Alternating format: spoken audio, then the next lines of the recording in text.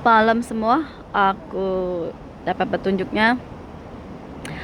Air itu memberi kita kehidupan, tapi juga bisa mematikan. Contohnya banjir. Api juga bisa memberi kehidupan kepada kita, tapi juga bisa mematikan. Contohnya apa? Gunung berapi dan juga kebakaran.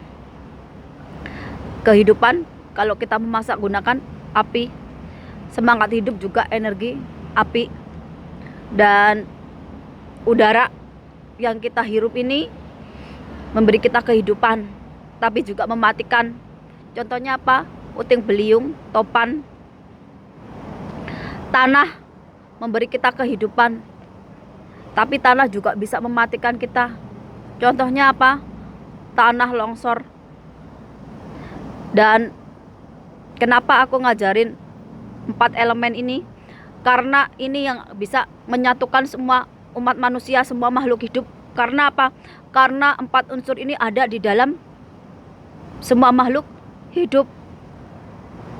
Hewan, manusia. Yang membedakan adalah apa? Akal yang sehat dan hati nurani. Hewan itu juga punya perasaan loh. Kalau kalian udah bisa memahami secara batiniah, yang artinya apa? Kalian bisa ngerti apa yang dimaui sama binatang, walaupun kalian nggak ngerti bahasa mereka, tapi pakai dari sisi dalam kita, yaitu apa? Batin kita. Makanya kadang-kadang kita lihat sapi mau dijadikan korban nangis. Anjing ketika kehilangan anaknya juga nangis. Karena apa? Karena mereka juga punya feeling, punya perasaan sama seperti kita. Kita aja yang nggak ngerti bahasa mereka, bahasa tubuh mereka. Tapi kalau kita ini udah punya ilmu yang lebih, atau ibaratnya dikasih anugerah sama Tuhan, kita itu bisa merasakan. Itu kenapa banyak orang-orang yang berbeda dengan diri kita itu mampu menyayangi binatang, makhluk ciptaan Tuhan itu lebih dari benda berharga lainnya. Karena apa? Karena mereka juga bernyawa seperti kita. Itu kenapa ada orang yang jadi vegetarian. Dan manusia memang diberi lebih sama Tuhan. Biar apa? Biar kita itu bisa membedakan mana baik dan benar. Dengan apa? Dengan pakai akal sehat dan hati nurani. Biar kita itu gak kayak binatang. Biar kita itu gak kayak iblis yang gak punya perasaan. Di dalam diri kita ini ada banyak perasaan yang kita pijak, yang bisa kita kaji, yang kita bisa dalami. Semua ada di dalam tubuh kita ini. Mau naklukkan dunia ini ada di dalam kita, asal kita tahu caranya. Makanya orang Jawa terkenal dengan kelebihannya dari sisi spiritual rohani. Bisa memayu-hayuning bawono. Di zaman nenek moyang kita, sebelum bangsa lain punya peradaban, nenek moyang kita itu juga punya peradaban. Sebelum ada Hindu, Buddha, apalagi Islam, nenek moyang kita itu udah punya keyakinan, udah punya tauhid kepada yang menciptakan kehidupan ini, yang menciptakan langit dan bumi. Makanya orang zaman dulu kalau bersumpah atas nama langit dan bumi. Karena apa? Karena langit dan bumi juga ciptaan Tuhan. Sama dengan daratan Cina, mereka juga kalau bersumpah atas nama langit dan bumi. Nenek moyangnya juga mengajari kalau mereka saling membunuh sama sendiri, mereka sendiri yang akan digulung sama alam. Semua sama, nenek moyang itu ngajarin yang baik. Tapi namanya manusia, ada yang baik, ada yang jahat. Kalau di dalam dirinya itu udah setan, iblis yang bercokol, udah kemaruk, serakah, ya udah segala kekejian, kejahatan itu digunakan. Cuman buat apa? Bukan nyenengin diri sendiri, mencari kepuasan. Manusia itu kalau nggak pernah merasa puas, nggak bisa bersyukur, kurang. Semua jalan dihalalkan agar apa? Agar puas. Sedangkan namanya puas itu kan nggak ada habisnya. Uang namanya hawa nafsu. Tapi kalau kita udah sampai ke titik kesadaran, akal sehat, hati nurani, kita mampu bersyukur, kita hidupnya jauh lebih baik lagi. Hidup kita kalau mengikuti takdir, enteng. Semua masalah, semua beban dunia itu ada jalan keluarnya. Karena apa? Karena yang datang itu dari Tuhan. Tuhan juga ya punya jalan keluarnya. Tapi kalau kita menentang takdir, menentang hukum alam, kita yang nyesek, kita yang berat menanggung beban hidup ini. Kenapa? Karena kita nggak punya jalan keluarnya. Karena apa? Karena kita akan bertemu siklus yang sama. Perbuatan jahat akan ketemu yang jahat. Itu terus sampai muter-muter, nggak akan ada habisnya. Karena apa? Karena yang punya kunci mengubah takdir adalah diri kita. Ini kelebihan orang Jawa. Kenapa orang Jawa itu filosofinya ojo drengki, ojo srei, uripo sing lurus-lurus ae, sing nrimo ing pandum, manut garis sing urip. Ini filosofi orang Jawa yang udah ditinggalin anak turunnya.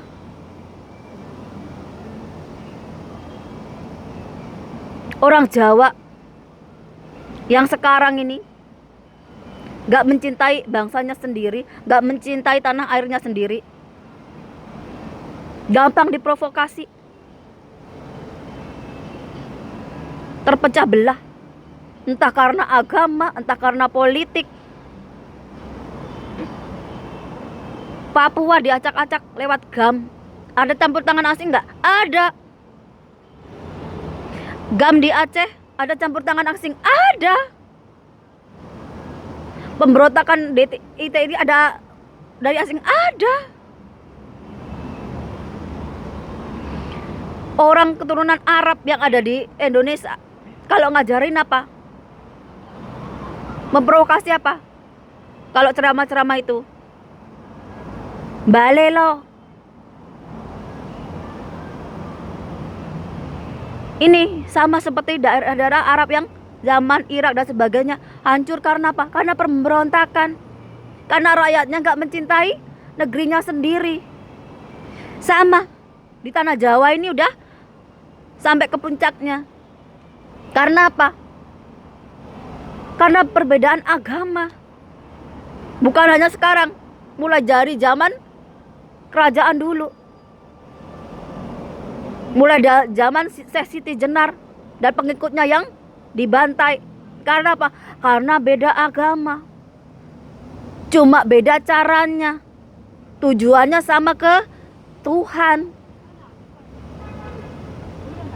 Sekarang kalau nggak berjilbab, mereka nilai nggak level sama mereka. Kalau nggak sama seperti mereka, Islamnya sudah beda, sudah dibilang sesat, syirik dan sebagainya. Mereka lupa takdir dan kodrat setiap orang itu berbeda-beda. Sesuai takdir garisnya hidup dari Tuhan. Tuhan itu ya satu, enggal esa, nggak ada duanya. Manusia itu diciptakan sama Tuhan. Utusan Tuhan itu banyak, gak cuman di Arab, gak cuman Nabi Muhammad. Kalau beribadah secara syariat, ke masjid, ke gereja, puasa, ke wihara, itu beribadah cara syariat, yaitu badan. Yang beda-beda kita lihat pakai matanya aja, tapi secara batin, secara rohaninya sama, tujuannya Tuhan. Kenapa Islam beda? Karena Islam cuma belajar syariat, hakikat makrifatnya itu ditinggalin. Hakikat kehidupannya, takdirnya itu ditinggalin. Makrifatnya mengenal Gusti Allah itu ditinggalin. Makanya Islam berpecah-pecah jadi berapa bagian. Kalau udah berpecah-pecah perang saudara, yang disalahkan agama lain. Tapi lupa ngaji diri, lupa memperbaiki diri. Kalau mau belajar secara menyeluruh, belajar dari yang mulai keyakinan sampai ke agama Islam. Belajar jangan hanya sepotong-sepotong. Nanti ujung-ujungnya apa? Perang saudara. Karena apa? Karena beda agama. Kalau masih jumawa karena agama sendiri, entah agama Kristen, Islam dan sebagainya, berarti kamu cuma jadi umatnya Nabi itu. Kalau kamu belum bisa mendalami secara rohani spiritual, jangan merusak masuk ke ranah agama lain. Sama aja apa? Kamu belum tuntas dengan dirimu, kok kamu ngerecokin orang lain? Kamu bukan nabi, bukan khalifatullah atau pemimpin yang dipilih Tuhan. Ini juga yang jadi pemimpin sekarang, presidennya. Bagaimana agama itu cuma dijadikan kekuatan politik, cuma untuk cari suara rakyat kalau mau pemilu. Yang balelo ini loh yang merusak. Belum ketambahan UNHCR yang mendatangkan Rohingya. Yang Islam akal pendek ini, kalau didiamkan lama-lama apa? Menghasut, balelo, memberontak. Karena apa? Karena mereka sumbu pendek, yang diajarkan seagama, tanahnya sama. Yang dipikir saudara mereka ya agama saja. Ini yang bikin rusak. Orang-orang yang seperti ini gampang diprovokasi untuk balelo, untuk memberontak, mengangkat senjata atas nama jihad. Rohingya ini sama seperti DITII, sama seperti GAM, sama seperti Taliban, Hamas, Hizbullah, ISIS. Karena apa? Mereka gampang memberontak, gampang balelo. Karena sistemnya Indonesia itu demokrasi, presidennya dipilih rakyat, rakyatnya bakalan memberontak, akan balelo. Karena apa? Karena mereka secara pemilu, mereka yang menentukan presiden itu, walaupun melalui partai. Beda dengan sistem kerajaan. Kerajaan ini punya wahyu keprabuan, punya wahyu kepemimpinan yang dipilih Tuhan, yang disuruh alam. Gak ada rakyatnya bakal balelo, gak bakalan ada rakyatnya yang gak setia sama rajanya. Karena apa? Ya karena punya wahyu kepemimpinan itu. Raja atau ratu itu gak semua orang punya wahyunya. Ya cuma satu orang itu aja. Kenapa aku ngomong ini? Ya memang sudah takdirnya, sudah waktunya. Karena apa? Karena perang saudara, karena kebencian, kefanatikan, entah fanatik ke politik, fanatik ke agama, fanatik ke kekuasaan. Gajah sama gajah perang, yang mati semut. Yang berduit sama berduit perang, pemimpin sama pemimpinnya perang. Yang mati apa? Rakyatnya. Sing jerit apa rakyate. Makane Merapi sekarang punya gawe. Gunung Merapi nih tembusannya ke Laut Kidul. Kenapa saya tahu? Karena saya orang Jawa. Ilmu saya ilmu kuno. Ilmu nenek moyang sebelum ada Hindu Buddha. Nenek moyang saya itu udah keyakinannya ke Tuhan yang menciptakan langit dan bumi.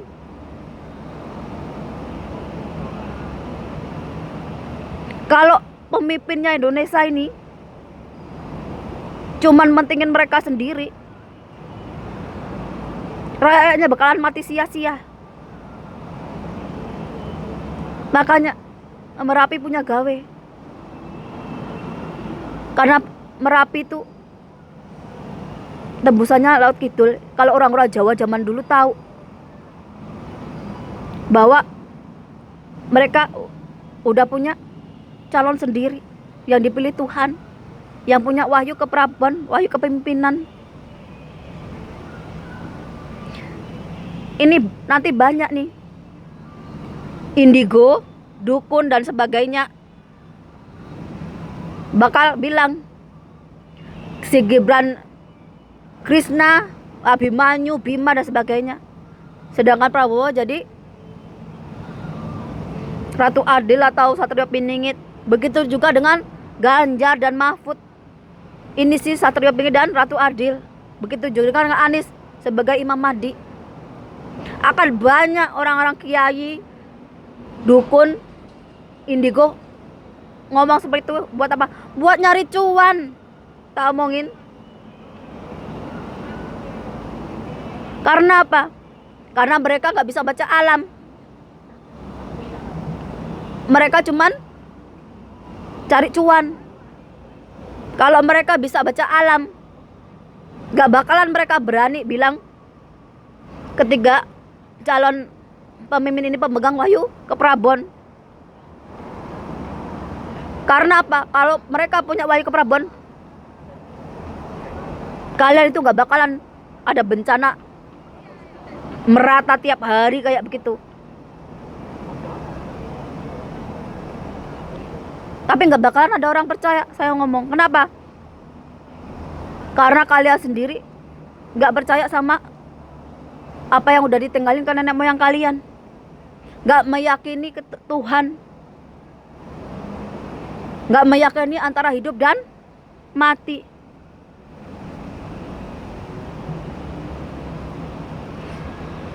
Karena apa? Karena orang mau belajar ke spiritual atau rohani